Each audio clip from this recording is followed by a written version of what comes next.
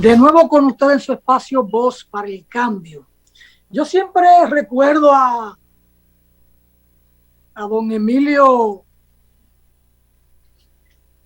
a Emilio, carajo, se me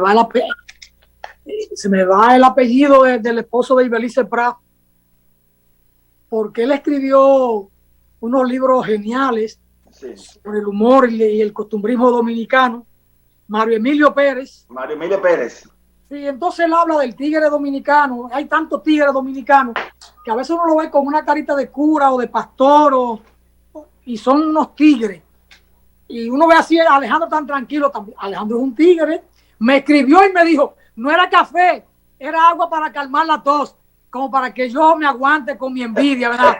Alejandro, eso es café. No. Alejandro, seguimos aquí. Alejandro, ¿cómo va el manejo del presupuesto por parte del gobierno en lo que va de año? Y siempre se habla de un presupuesto complementario a mitad de año. ¿Cómo va la ejecución del presupuesto? ¿Se va siguiendo de acuerdo al rigor de lo que establece la ley? Porque a veces hay gobierno o hay presidentes como que se brincan la tablita, le pasan por arriba a la propia ley de presupuesto y mueven recursos que están asignados para una línea de inversión o de gasto y la mueven a otro sitio en función de una coyuntura muy particular o política o de inversión o una circunstancia que se presenta, y eso nos requiere también una explicación, una rendición de cuentas al mover recursos que están consignados para algo en la ley de presupuesto, porque la ley hay que respetarla. ¿Cómo anda eso, don Alejandro? Bueno, en la revisión que pude hacer de anoche hacia acá, yo diría que la ejecución del gasto del gobierno entre enero a mayo de este año, de acuerdo a la Dirección General de Presupuesto, la DIGEPRES, revela que el resultado financiero se encuentra en una mejor posición que la presupuestada. Tomando en cuenta ese periodo, se puede decir que que el gasto público mantiene ese ritmo. Si mantiene ese ritmo todo el año, tendría un resultado que sería un superávit de 40.000 millones de pesos. Bueno, pero ese saldo contrasta entonces considerablemente con el déficit presupuestado para este año, que son unos 175.000 millones.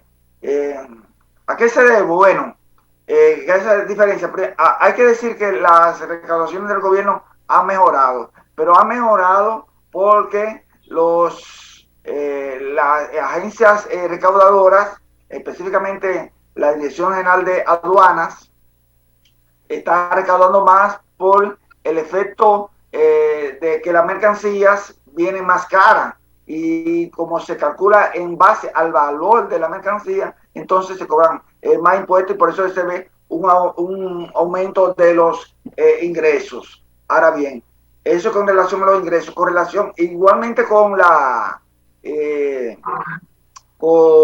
Dirección General de Impuestos Internos, la DGI, como hay un proceso de inflación en curso, el ITEVI se recauda más por el ITEVI, por los precios de los artículos que compra las personas. Lo que sí es que la inversión de capital se encuentra un tanto rezagada. Cuando hablo de inversión de capital, estamos hablando de construcción, de carreteras, puentes, caminos vecinales, o sea, se encuentra rezagada. Parece que esa es la dinámica que ha tenido el actual gobierno, de comenzar un tanto lento y luego acelerar entonces las inversiones públicas para este segundo semestre o el tercer cuatrimestre del año. Lo que sí es que la situación con el gasto público corriente tiende a aumentar. ¿Cuál es el gasto público corriente? Bueno, lo que se gasta en sueldos, salarios, en subsidios, y está siendo fuertemente afectada por los subsidios que se le está otorgando a los precios de los combustibles, al precio de los fertilizantes y de algunos alimentos que es con el objetivo de contener la inflación. O sea que lo que se está viendo es que el déficit va a ser mayor que lo que se tenía presupuestado, aunque la cifra hasta mayo, como dije antes, tiene una mejor posición presupuestaria, pero si a eso le restamos el déficit en el sector eléctrico,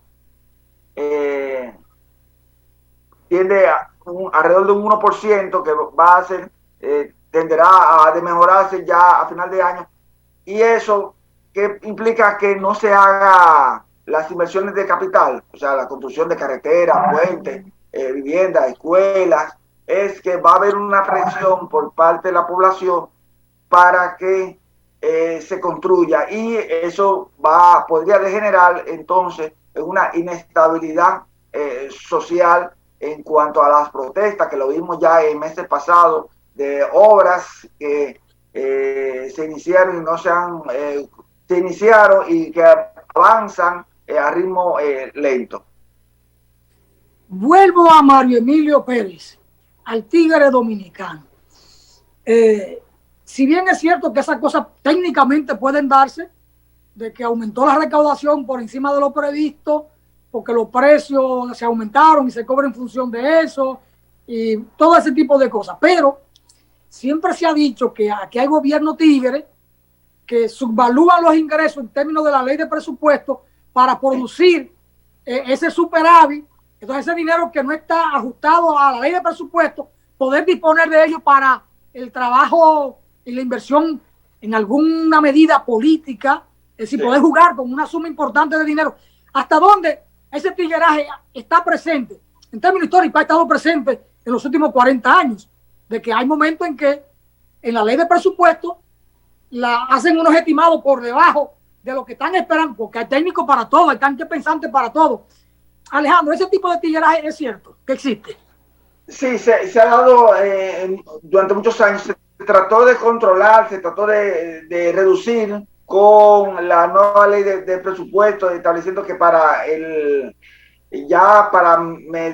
que a mediados de año, si había una variación en cuanto a los ingresos y los gastos, se sometiera al Congreso Nacional una ley de presupuesto complementario. Eso se trató de minimizarlo, porque hay que decir que en la administración financiera del Estado se hizo una gran reforma, pero teníamos antes de esa reforma y modernización de la administración financiera del Estado, teníamos, recuerda, el Fondo 1401, que muchas veces manejaba más dinero, o sea, el Fondo 1401, que lo manejaba la presidencia,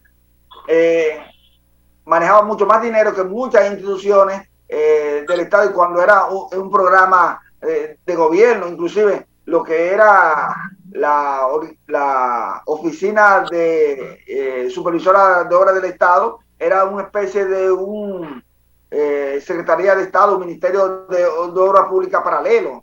Entonces, pero era con fines políticos. Sí, es así. Finalmente, Alejandro, los minutos que nos quedan para este segundo segmento, ¿cómo anda el envío de remesa a República Dominicana, de la diáspora dominicana?